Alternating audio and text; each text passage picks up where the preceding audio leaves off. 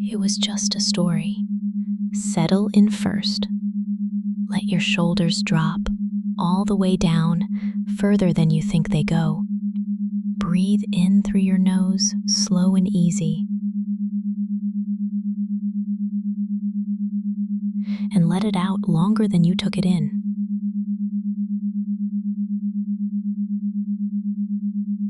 Good.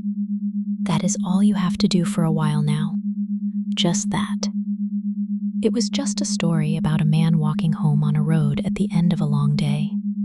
You know this road. Everyone knows one like it. There is a fence on your right, wire and gray wood running on ahead further than the light goes. There is grass on your left, tall and dry, the kind that clicks softly when the wind moves through it. There is dust on the surface so fine that it holds the shape of everything that crossed here today.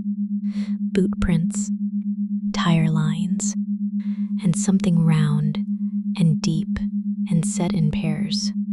You have been walking a long time. Long enough that somewhere in the middle of the afternoon you stopped choosing to walk and your legs simply carried on without asking you about it. That happens to everyone. Bodies are good at that. Walking was the first thing you ever learned to do without thinking, and it is the last thing you would ever forget. You are breathing. You are warm. Your feet are sore in a comfortable way. And underneath all of that, quietly, you are counting something without meaning to, because a walk has a sound. Yours goes left, right, 2 beats over and over, the way it has always gone.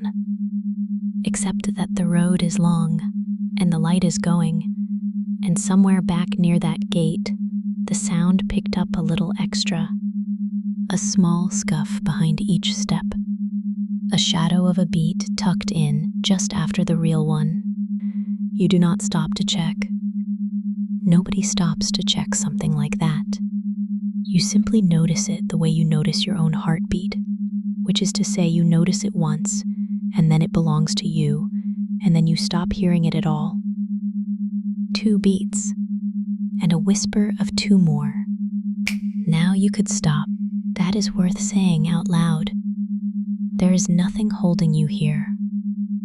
You could sit down on the low stone by the fence post and rest and let the whole thing pass. And you keep walking, because sitting down would take more from you than walking does. That is the honest reason. It is easier to go on than to stop, and the easier something is, the more of it you do, and the more of it you do, the easier it gets. That loop is running now, and you can feel it running, and it feels good. Let it. Breathe in, slow and deep. And let it go all the way out. The grass on your left smells green and sweet and cut, and your mouth answers before your mind does. There is a wetness under your tongue, a small flood of it, sudden and warm and slightly embarrassing. You swallow. It comes again. Are you swallowing right now? Just a little. Go ahead. The story knows. Grass. Water in the mouth. Grass. Water in the mouth. That is how it works now, and it does not need your permission to work.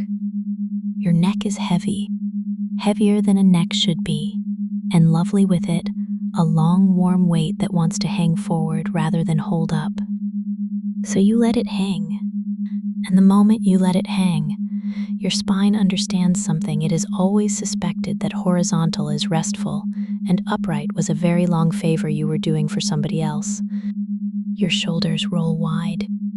Your ribs are deeper than they were this morning. Each breath fills a bigger room now, and it goes all the way down, and it comes all the way back, and it is the best breathing you have done in years. Do not notice the way your feet have stopped rolling from heel to toe. Do not notice how they land flat now, and hard, and certain. The light goes orange and then goes gray. The dust holds your prints behind you. If you turned around and looked at the last 100 steps, you would see 2 clean lines of round marks set in pairs, and no boot prints at all, and no explanation for where the boot prints ended. You're not going to turn around. There is nothing behind you that is more interesting than what is ahead. Because ahead, there is a gate. And past the gate, there is a field. And in the field, there is that particular deep quiet that fields have after sunset, and a trough at the far end catching the last of the sky in its water. Something in you leans toward that gate, the way iron leans toward a magnet. Not want, exactly. Want is a thing you argue with. This is older. This is your body recognizing an address it has never visited and knowing that it lives there. Every horse remembers the field before he remembers the way to it. And the more of the field you can smell, the more of you is already standing in it. Now here's where the man in the story does the small, sensible thing. He sits down on the stone by the fence post because his shoes are too tight. That is all. His feet ache and his shoes are too tight, and he is going to take them off and walk the last stretch in the cool dust, and that is a good plan, and it is the last plan he will ever make. So you sit, and you reach down for the laces. You know how a lace works? You have known since you were 4 years old. Cross, loop, under, pull. Your fingers have done it 10,000 times in the dark, half asleep, thinking about something else entirely. You reach for the lace and the lace moves away from you, and you touch it and you cannot hold it. There is nothing to hold it with. What comes down onto the leather is smooth and hard and warm, and it pushes the lace flat against the shoe with a small, dull knock.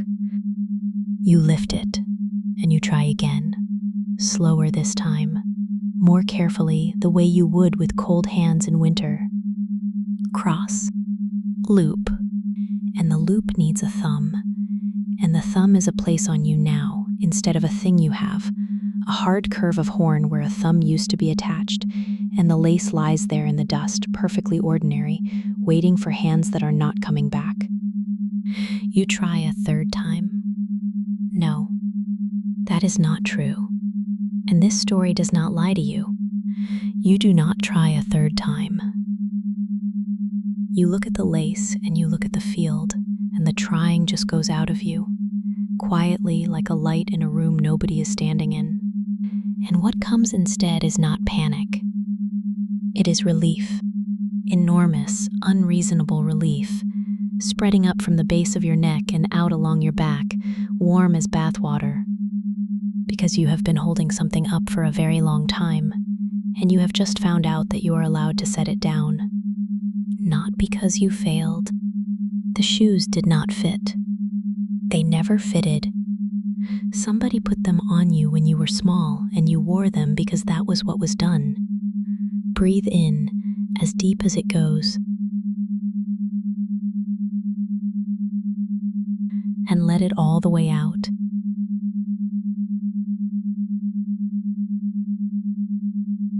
The shoes come off the way old things come off, without ceremony.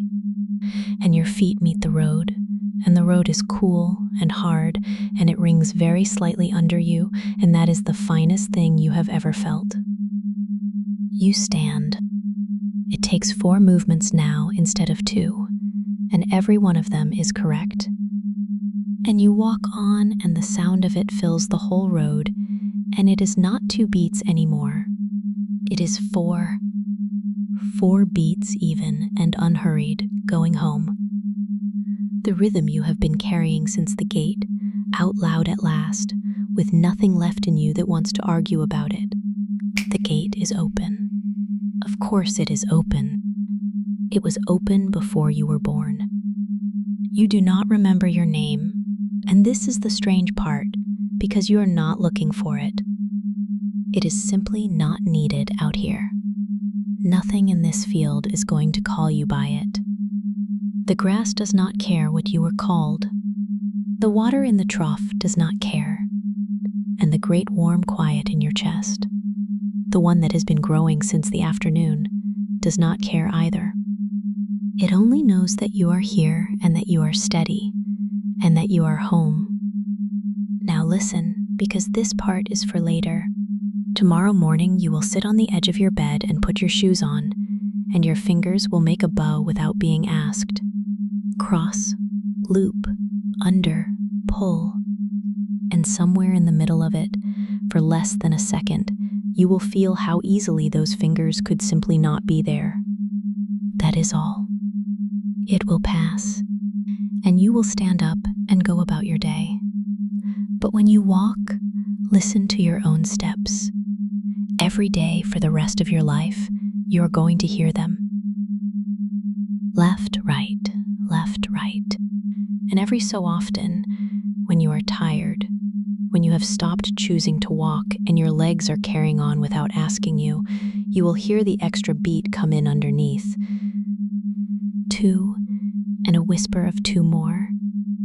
Do not fight it. It is only a rhythm. Rhythms are patient. Rhythms wait. And when you come back to this story, and you will, it will start faster and go deeper, because your body already knows the road now and does not need directions.